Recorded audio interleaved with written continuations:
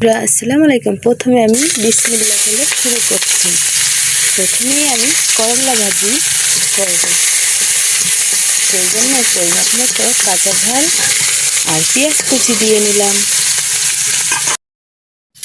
ভাই রে, তেলের যে দাম হয়েছে তো হয়েছে, আবার কোথাও পাওয়াও যায় না।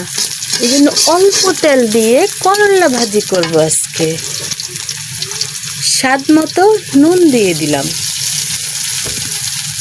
পরিমাপ মতো হলুদের গুঁড়ি ফেলে দিলাম।